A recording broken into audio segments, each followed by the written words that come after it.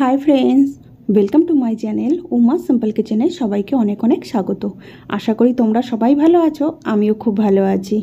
हाथे माखा मुसुर डालेर रेसिपि आज के आमि तोमादेर संगे शेयर करते चले एसेछि। एई हाथे माखा मुसुर डाल दिये एक थाला गरम गरम भात चेटे पुटे खेये नेওয়া যায় एमनই सुंदर एक रेसिपि तोमादेर संगे आमि शेयर करब। सबार प्रथमे एखाने आमि एकटा कड़ाई निये निয়েছি, एखोनो किन्तु ग्यास अन करिনি। एबार कड़ाइয়ের मধ্যে দিয়ে দিচ্ছি বেশ অনেকটা পরিমাণে কুচিয়ে নেওয়া পেঁয়াজ। এখানে তোমরা তোমাদের ইচ্ছামতো পেঁয়াজ বা রসুন ব্যবহার করতে পারো। এখানে আমি পেঁয়াজ দিয়ে দিয়েছি আর দিয়ে দিলাম 7 থেকে 8 কোয়া খোসা ছাড়ানো রসুন, 4 থেকে 5টা চেরা কাঁচা লঙ্কা আর দিয়ে দিয়েছি একটা বড় সাইজের টমেটো কুচি। কারণ আমার ডালের পরিমাণটা কম সেই কারণে আমি সমস্ত উপকরণ একটু অল্প অল্প করে দিয়েছি। তোমরা ডালের আন্দাজ অনুযায়ী সমস্ত উপকরণ দেবে। দিয়ে দিয়েছি লবণ, হলুদ, লঙ্কার গুঁড়ো, সমস্ত কিছু আমি চা চামচে হাফ চামচ করে দিয়ে দিয়েছি। দেখো এবার আমি ঝাল লঙ্কার গুঁড়ো দিয়ে দিলাম আর কিছুটা কাশ্মীরি লঙ্কার গুঁড়ো আগে দিয়ে দিয়েছি। এবার আমি এর মধ্যে দিয়ে দিচ্ছি বেশ অনেকটা পরিমাণে সর্ষের তেল। এখানে 2 চা চামচ সর্ষের তেল দিয়ে দিয়েছি। এবার আমি এর মধ্যে দিয়ে দেব স্বাদমতো চিনি। এখানে আমি চিনিটা খুবই সামান্য ব্যবহার করেছি। তোমরা যদি চিনি খেতে পছন্দ না করো তাহলে চিনিটা দেবে না। এবার আমি দিয়ে দিচ্ছি মুসুরির ডাল। মুসুরির ডালগুলো আমি আগে থেকে ভালো করে ধুয়ে 10 মিনিটের জন্য জলে ভিজিয়ে রেখেছিলাম। এবার আমি জল থেকে ডালগুলোকে তুলে নিয়ে সেই ডালটা কিন্তু দিয়ে দিয়েছি। এখনও পর্যন্ত জল দেব না।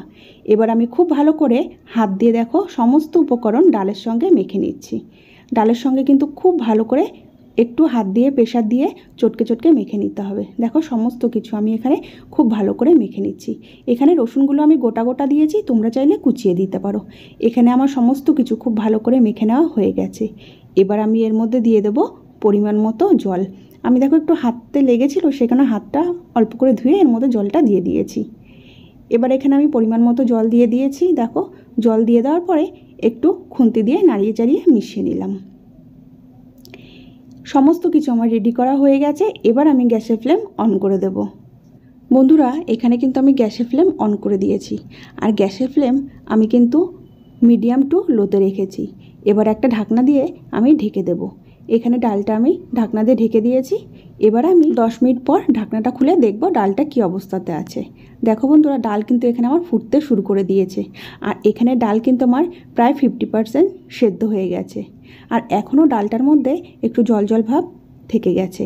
কারণ ডালটা যখন সম্পূর্ণ সেদ্ধ হয়ে যাবে তখন ডালের মধ্যে আমি যে জলটা দিয়েছিলাম সেই জলটা কিন্তু শুকিয়ে যাবে আর জলের পরিমাণ একটু অল্প করে দিতে হবে, খুব বেশি দিলে কিন্তু একদম পাতলা পাতলা হয়ে যাবে।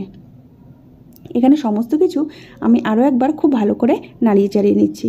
দেখো রসুনও কিন্তু আমার এখানে সেদ্ধ হয়ে গেছে, খুব সুন্দর সমস্ত কিছু সেদ্ধ হয়ে গেছে। এবার আমি খুব ভালো করে একবার নাড়িয়ে চাড়িয়ে নিলাম। তোমাদের যদি আমার এই হাতে মাখা ডালের রেসিপিটি ভালো লেগে থাকে লাইক করবে, শেয়ার করবে আর কমেন্ট করে জানাবে এই রেসিপিটি কেমন হয়েছে। আর আমার চ্যানেলে নতুন নতুন ভিডিও পেতে হলে অবশ্যই আমার চ্যানেলটিকে সাবস্ক্রাইব করবে। আমি কিন্তু নাড়িয়ে চাড়িয়ে আবারও ঢাকনা দিয়ে ঢেকে দিয়েছিলাম, তারপর আবার ঢাকনাটা খুলে নিয়েছি।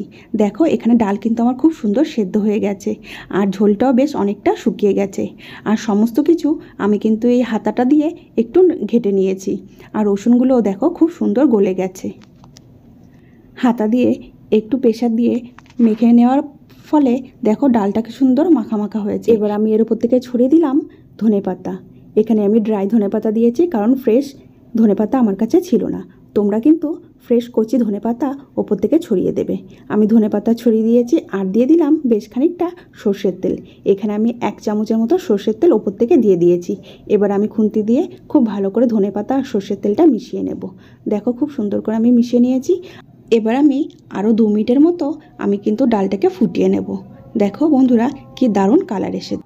2 মিনিট আমি নাড়ি চাড়িয়ে খুব ভালো করে রান্না করে নিয়েছি। এবারে আমি গ্যাসের ফ্লেম অফ করে দেবো আর একটা প্লেটে তোমাদেরকে সার্ভ করে দেখিয়ে দেবো ডালটা ঠিক কেমন দেখতে হয়। এখানে দেখো আমি কিন্তু প্লেটে সার্ভ করে দিয়েছি, কতটা লোভনীয় দেখতে হয়েছে আর খেতেও কিন্তু অসাধারণ হয় এই হাতে মাখা ডালের রেসিপি।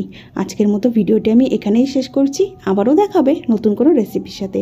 তোমরা সবাই ভালো থাকবে, সুস্থ থাকবে। সম্পূর্ণ ভিডিও দেখার জন্য সবাইকে অনেক অনেক থ্যাংক ইউ।